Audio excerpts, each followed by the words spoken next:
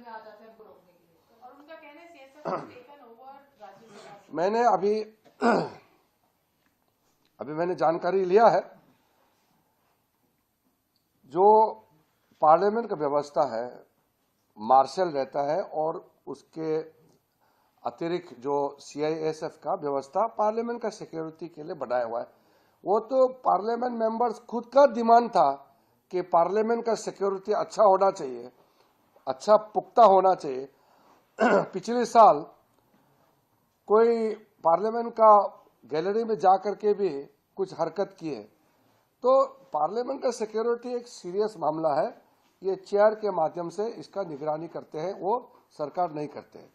जहां तक हाउस के अंदर का जो व्यवस्था का मामला है, कभी कभी मेंबर जब हाउस का प्रोसीडिंग को डिस्टर्ब करने के लिए फिजिकली वहां जो टेबल ऑफिस में चढ़ जाते हैं, पहले भी हमने देखा है राज्यसभा में और लोकसभा में भी कई ऐसे घटनाएं हुए हैं। राज्यसभा में तो कुछ एमपी टेबल में चढ़ के नाचने लग गए थे।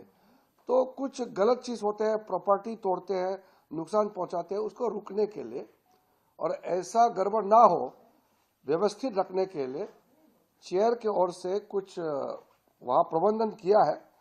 इसका मतलब ये नहीं है कि एमपीज को बोलने का आजादी नहीं है, ऐसा नहीं है। मैं एक चीज क्लियर करना चाहता हूं, अगर कुछ बात है तो हम चेयरमैन से हम बात करेंगे।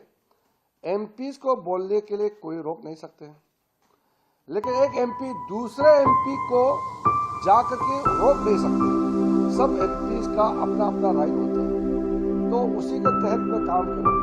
और एमपीज को कोई फिजिकली जब तक वो ऐसा गलत व्यवहार ना करे, किसी एमपी को कोई मार्शल, कोई हमारा सिक्योरिटी के लोग एमपी को नहीं पकड़ेंगे। ये तो सब जानता है, उनका प्रिविलेज है। हम इसका जानकारी पूरा लेंगे, लेकिन जितना मुझे मालूम है वो राज्यसभा सेक्रेटरीट ने बताया कि कुछ एमपीज बहुत ही एग्रेसिवली उछल कूद करके बहुत आगे आ गए, तो उसको रोकने के लिए कुछ व्यवस्था किया है, इतना ही बताया।